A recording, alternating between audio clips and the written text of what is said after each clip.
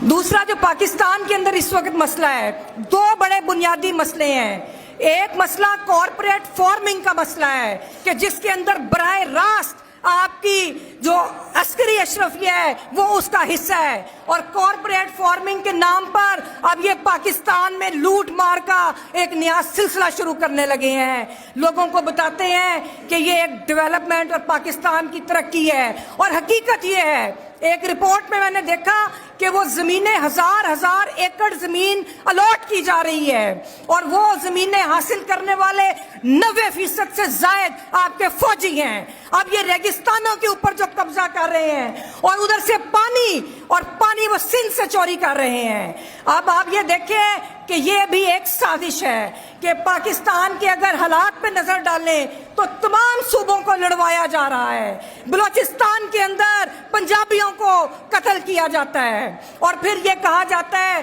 कि ये देखें जी कि ये सूबे के अंदर ये आपको पंजाबी समझ के मार रहे हैं। भाई आप किधर हैं? जो जिम्मेदार हैं, जिन्होंने हिफाजत करनी है, वो किधर हैं? और क्यों उनको पकड़ के सामने नहीं लाते?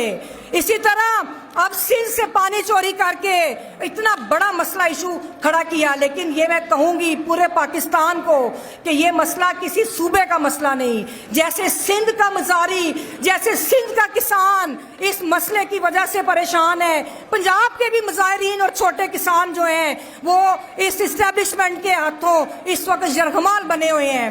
आप लोगों को मैं बताती चलूं कि इससे पहले जो ये आपके फौजी थे, इन्होंने कब्जा किया अंजुमन मुजाहिरीन उकाड़ा की एक स्ट्रगल है जो आज नई स्ट्रगल नहीं, ये 2000 से चल रही है। हम खुद उसके अंदर लड़ते रहे। उधर इन्होंने गरीब मुजाहिरीन की जमीनों पर जो प्री पार्टीशन उनके पास थी, उसके ऊपर बजाय इसके कि उनको उसकी मलकियत देते, इन जर्नैलों ने उसके ऊपर कब्जा किया। लेकिन वो लड़े हैं और आज तक लड़ रहे हैं। उन्होंने अपनी मलकियत को सरेंडर नहीं किया, और उनका एक नारा था, मालकी या मौत का नारा लगाया था उन्होंने।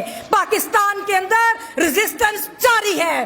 आज भी 13 तारीख को किसानों की कॉन्फ्रेंस है। तो ये जो मसाइल हैं ये तबकाती मसाइल हैं, ये सूबों के मसाइल नहीं हैं। अब आप देखें कि अभी इन्होंने हुक्म जारी किया केपी के गवर्नमेंट को कि 10 दिनों में कानून पास करो।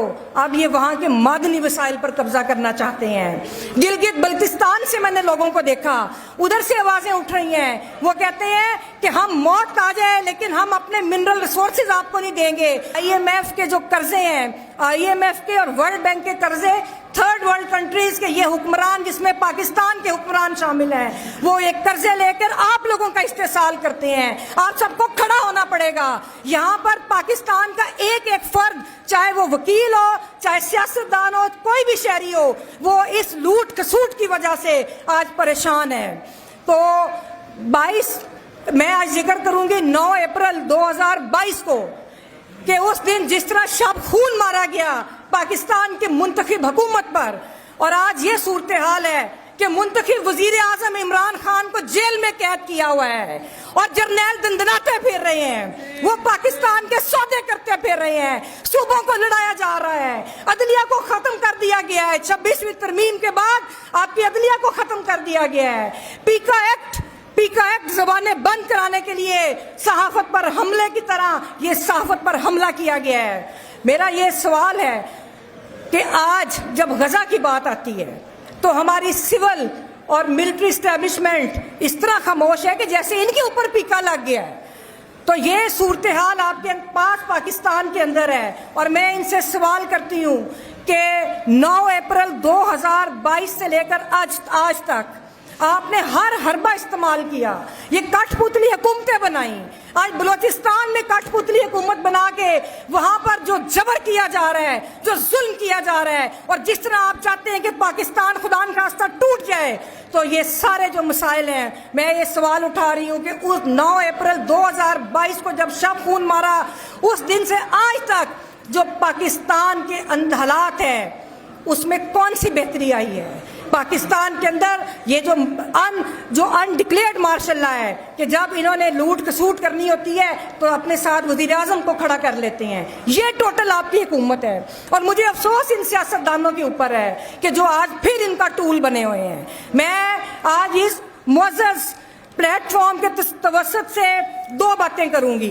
पहली बात कि पाकिस्तान के तमाम सूबों को इन साजिशों को समझना है कि आपके वसाइल, आपके पानी, आपकी जमीन, आपके कुदरती जो नेचुरल रिसोर्सेज हैं, आपके मिनरल्स हैं, उसके ऊपर ये कब्जा करके बाहर के लोगों के, बाहर की कुव्वतों के एजेंट बने हुए हैं। इन कब्जों को रोकने के लिए सबसे पहले पाकिस्तान के तमाम सूबों को ऐसे मुत्तहिद होकर ये जदोजहद करनी है। दूसरी बात कि पाकिस्तान के वकला जो हैं वो पूरे पाकिस्तान में एक आवाज़ हैं, पाकिस्तान के मजलूम अवाम की आवाज़ हैं। और मैं बार एसोसिएशन से भी ये मुतालबा करूंगी कि आप तमाम वकला अक्रॉस द बोर्ड किसी भी ग्रुप से जो नुमाइंदे हैं वो अपना फ़र्ज अदा करें। तारीख आपको देख रही है और ये जो सूबाई नफरत फैलाई जा रही है इसको ख़त्म करने के लिए आप लोग अपना किरदार अदा करें। और आखिरी बात ये कि कॉरपोरेट फार्मिंग और 6 किनाल के मसले पर वकला को बड़े विजिलेंट होकर अपनी मूवमेंट जो है उसका हिस्सा बनाना चाहिए। जैसे हमने 26वीं तरमीम के लिए अपना किरदार अदा किया, जिस तरह हम लोगों ने पीका के ऊपर और हर जुल्म के खिलाफ आवाज़ उठाई, इसी तरह हमें 6 किनाल के मसले के ऊपर और उसके साथ कॉरपोरेट फार्मिंग के मसले पर हम ये कहते हैं आप बिल्कुल करें, तरक्की करनी है तो छोटे मुजाहिरीन को ज़मीनें दें, छोटे किसानों को ज़मीनें दें। आप ये 1-1 हज़ार एकड़ दे के जागीरदारी को फ़रोग दे रहे हैं, पाकिस्तान में जदीद जागीरदारी को लेकर आ रहे हैं, हमें उसके खिलाफ लड़ना होगा। और जो 13 तारीख को किसान कॉन्फ्रेंस है, हम वकला साहिबान को जो मैं अपनी लाहौर बार की जो मुंतखब नुमाइंदे उनसे भी दरख्वास्त करूंगी कि आप उनका साथ दें और अपनी आवाज़ जो है किसानों की आवाज़ के साथ शामिल करें। पाकिस्तान का किसान बहुत मुश्किल में है। बहुत शुक्रिया।